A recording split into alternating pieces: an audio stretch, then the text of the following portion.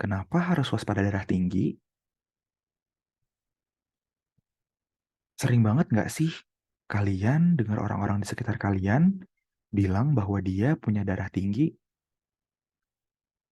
Mungkin kalian udah sering juga lihat postingan di IG yang bilang, waspada darah tinggi. Ini tuh sebetulnya penyakit apa sih? Kok kayaknya bahaya dan penting banget, sampai sering banget diomongin sama semua orang. Nah, biar jelas, gue coba kenalin deh sama kalian penyakit yang satu ini. Jadi gini guys, darah tinggi yang dimaksud sama semua orang itu sebetulnya kurang satu kata. Darah tinggi yang dimaksud itu adalah tekanan darah tinggi yang melebihi batas normal. Kalau orang yang bekerja di bidang kesehatan, biasanya menyebut penyakit ini pakai istilah hipertensi. Batas normal yang dimaksud itu adalah 90-140 untuk angka pertama dan 70-90 untuk angka kedua. Jadi, kalau udah lebih dari 140 untuk angka pertama atau lebih dari 90 untuk angka kedua, kita bisa dibilang punya hipertensi. Di Indonesia, ada sekitar 3 dari setiap 10 orang yang umurnya 18 tahun ke atas punya tekanan darah yang tinggi. Kalau kita lihat dari angka ini kesannya kayak sedikit ya, tapi coba kita hitung ulang dan kita terapin di skala yang lebih besar sebesar Indonesia. 3 dari setiap 10 orang berarti ada sekitar 30% orang yang mengalami darah tinggi di Indonesia. Jumlah penduduk Indonesia di tahun 2022 itu ada 278 juta orang. Jadi, kalau misalnya kita hitung 30%-nya, ada sekitar 80 juta penduduk Indonesia yang punya darah tinggi. By the way, ini baru jumlah yang tercatat ya. Emangnya ada yang nggak tercatat? Tentu saja ada dong. Kenapa bisa nggak tercatat? Soalnya, orang-orang yang punya darah tinggi itu nggak semuanya ngerasain gejala. Banyak banget yang nggak ada keluhan sama sekali. Tapi tahu-tahu pas kita cek tekanan darahnya, wah udah tinggi banget. Kenapa ya bisa sebanyak ini orang yang punya tekanan darah tinggi? Nah, jawaban dari pertanyaan ini berkaitan banget sama proses gimana seseorang bisa terkena darah tinggi. Jadi, mari kita coba bahas dulu tentang itu. Darah tinggi atau hipertensi ini secara umum ada dua jenis. Yang pertama, yang disebut sebagai primer, ini biasanya tanpa disebabkan adanya penyakit lain. Dan yang kedua, ada yang sifatnya sekunder. Ini biasanya disebabkan sama penyakit lain. Yang misalnya ada gagal ginjal, nah itu juga bisa mengakibatkan darah tinggi. Hari ini kita akan fokus tentang penyakit darah tinggi yang primer, karena sebetulnya ini yang lebih banyak. Tekanan darah tinggi ini biasanya melibatkan banyak hal yang terjadi saling berhubungan atau bahkan terjadi pada saat bersamaan. Hal tersebut antara lain, yang pertama, konsumsi garam yang berlebihan. Konsumsi garam yang berlebihan secara terus-menerus, ini bisa meningkatkan jumlah cairan yang ada dalam darah. Karena darah kita itu kan harus dijaga supaya tidak terlalu pekat garamnya. Jadi kalau banyak garam, ya banyak juga cairan yang akan disimpan dalam darah. Karena cairannya makin banyak, nanti akan makin banyak juga air dalam pembuluh darah yang menekan ke segala arah. Sehingga akhirnya tekanan darah kita jadi tinggi. Terus, ada juga stres psikologis. Stres yang muncul secara psikologis bisa mengaktifkan naluri respons tubuh kita untuk bertahan hidup. Respons untuk bertahan hidup ini memastikan bahwa seluruh tubuh kita bisa menerima aliran darah yang baik. Nah, untuk bisa punya aliran darah yang baik, pasti tekanan darah kita akan meningkat. Selain itu, ada juga yang namanya bakat dari keluarga. Ini biasanya berkaitan dengan adanya anggota keluarga, seperti misalnya orang tua yang punya riwayat mengalami hipertensi atau tekanan darah tinggi. Sehingga orang-orang yang punya anggota keluarga dengan riwayat tekanan darah tinggi punya risiko yang lebih tinggi untuk punya tekanan darah tinggi juga. Hal lain juga yang berkaitan dengan terjadinya hipertensi ini adalah berat badan yang berlebih atau disebut sebagai obesitas. Berat badan berlebihan bisa meningkatkan kemungkinan terjadinya tekanan darah tinggi karena menurunkan jumlah garam yang dibuang dalam air kencing. Sehingga seperti yang tadi, bisa meningkatkan jumlah cairan dalam darah. Setelah kita udah lihat hal-hal apa aja yang berkaitan sama kejadian hipertensi, kira-kira kalau menurut kalian di Indonesia, faktor risiko yang mana ya yang paling berperan? Kalau dari yang gue amatin sih, kayaknya semuanya deh.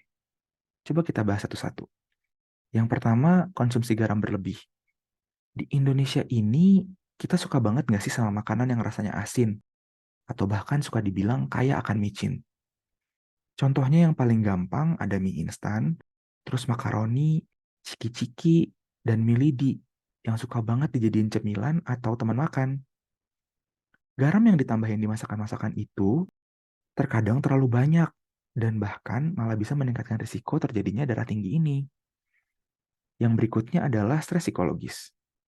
Kalau kita lihat Indonesia, ada banyak masalah yang sifatnya sosioekonomi dan juga dalam pekerjaan sehingga bisa meningkatkan respon stres psikologis kita.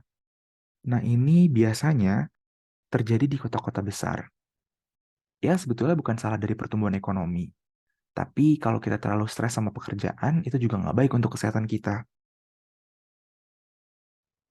Aspek genetik atau bakat dari keluarga ini juga berperan penting di Indonesia.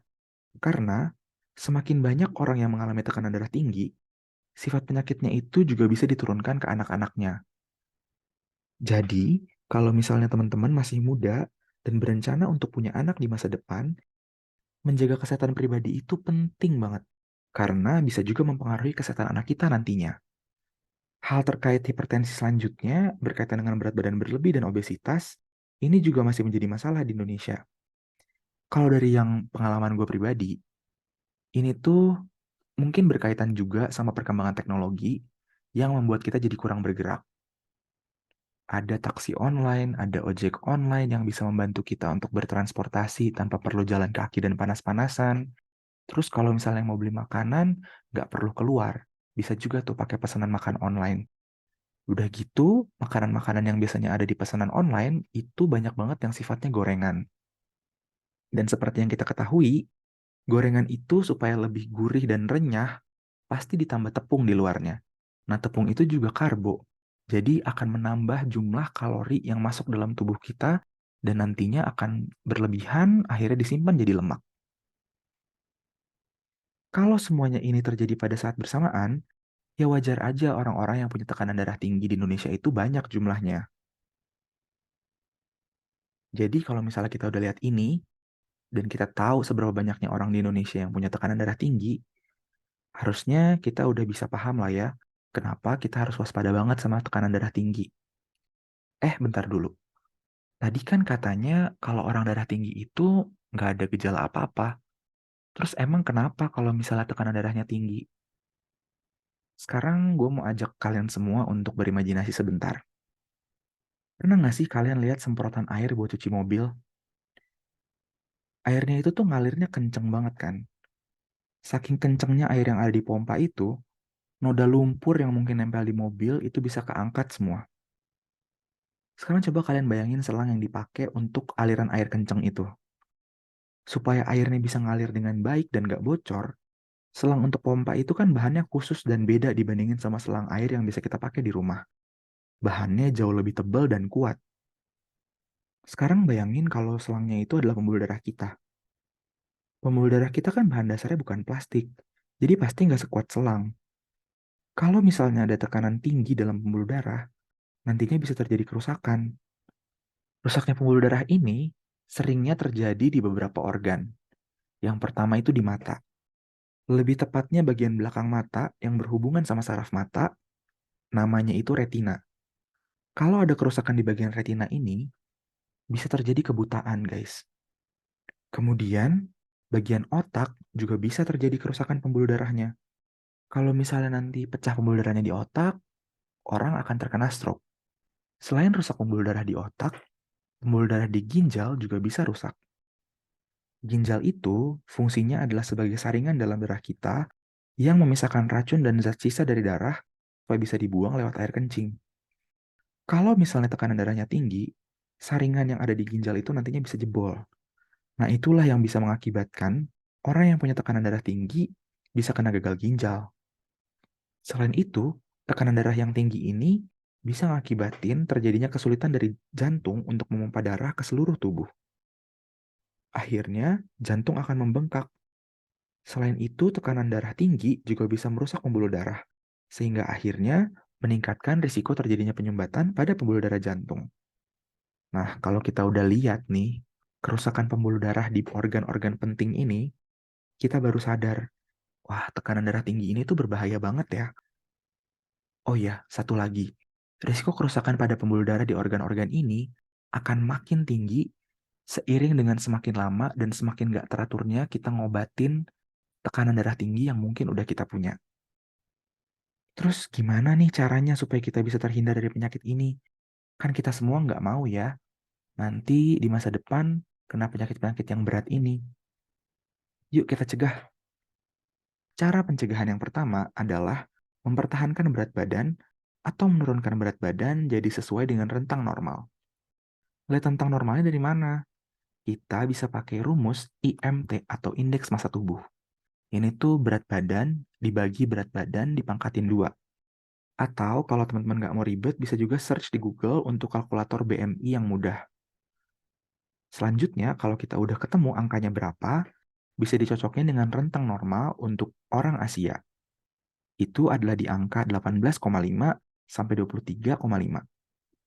Alternatif lain, kita juga bisa menghitung berat badan ideal kita dengan tinggi badan dikurang 100 dikali 0,9. Nah, ini untuk laki-laki yang kurang dari 160 cm tingginya dan perempuan yang kurang dari 150 cm tidak perlu dikali 0,9. Biasanya dari angka yang kita temuin itu masih bisa dibuat jadi rentang plus minus 10% dari total yang udah kita temuin itu. Jadi angkanya nggak saklek di situ. Tapi itu adalah angka yang paling ideal. Selanjutnya, ini ada contoh cara perhitungan kalau misalnya teman-teman mau coba menghitung. Jadi untuk orang yang tinggi badannya 180 cm, berat badan idealnya berarti 180 dikurang 100 dikali 0,9. Berarti totalnya adalah 72 kg. Kalau kita hitung balik jadi sebuah IMT, IMT-nya itu adalah 72 kilo dibagi 1,8 dibagi 1,8 dan akhirnya adalah 22,22 yang masih masuk dalam rentang normal. Jadi kurang lebih kayak ginilah gambaran perhitungan dari berat badan yang ideal. Selanjutnya kita juga bisa membatasi konsumsi garam. Nah, konsumsi garam ini yang direkomendasiin paling banyak dalam satu hari hanya 2 gram atau sekitar setengah sendok teh. Selain itu, kita juga harus mengurangi konsumsi makanan berlemak, seperti misalnya makanan-makanan yang digoreng, makanan-makanan yang bersantan. Kalau misalnya teman-teman mengkonsumsi alkohol, harus dikurangi juga konsumsi alkoholnya. Kalau bisa, nggak usah mengkonsumsi alkohol sama sekali. Kemudian, kita juga harus memperbanyak konsumsi sayur-sayuran dan buah, karena sayur-sayuran dan buah ini mengandung banyak sekali serat yang nantinya bisa mencegah penyerapan lemak dalam usus. Kemudian, kita juga harus olahraga rutin minimal 5 kali dalam seminggu. Setiap kali olahraganya sekitar 30 menit. Nah, ini olahraga yang bisa kita lakuin antara lain adalah jalan-jalan, atau jogging, atau berenang, atau jenis fitness di gym, atau olahraga pribadi yang pakai aplikasi-aplikasi gitu juga boleh. Yang penting kita harus punya waktu dalam satu hari sekitar 30 menit untuk kita berolahraga. Kemudian, konsumsi makanan yang mengandung kalium, seperti misalnya pisang. Ini yang paling gampang ditemukan dan kadar kaliumnya lumayan tinggi. Nah, kalau misalnya teman-teman bisa menerapkan hal ini secara konsisten setiap harinya, pasti akan dijauhkan dari penyakit-penyakit seperti tekanan darah tinggi. Cara-cara ini dilakukan untuk mencegah terjadinya darah tinggi. Lalu gimana kalau misalnya kita udah kena darah tinggi? Hal-hal yang sebelumnya udah disampaikan untuk mencegah darah tinggi harus dilakukan oleh orang-orang dengan tekanan darah tinggi supaya harapannya bisa membantu menurunkan tekanan darah kembali ke normal. Selain itu, harus kontrol juga ke dokter untuk memastikan bahwa kita minum obat secara rutin dan juga nanti bisa memastikan apakah kita masih perlu lanjut minum obat atau sudah boleh berhenti. Obat darah tinggi itu nggak boleh berhenti sendiri ya guys, karena darah tinggi itu bisa dikendalikan tapi tidak bisa sembuh total. Jadi, untuk berhenti minum obat, itu harus dipastikan sama dokternya bahwa tekanan darah kita selalu normal dan juga kita bisa melaksanakan pola hidup yang sehat seperti yang tadi udah disebutkan. Walaupun juga sudah berhenti minum obat, tetap harus kontrol rutin karena kita nggak pernah tahu tiba-tiba nanti tekanan darahnya udah naik lagi. Karena seperti yang tadi udah dibilang juga, orang-orang dengan darah tinggi itu, walaupun tekanan darahnya tinggi banget, kadang nggak sadar karena nggak ada gejalanya. Jadi, menerapkan pola hidup sehat dan rutin kontrol minum obat itu hal yang penting ya untuk semua orang yang kena darah tinggi. Sekian dulu ya penjelasan hari ini tentang kenapa kita harus waspada darah tinggi. Semoga bermanfaat ya. Untuk diingat, video ini cuma gambaran awal. Jadi jangan dijadiin satu-satunya acuan.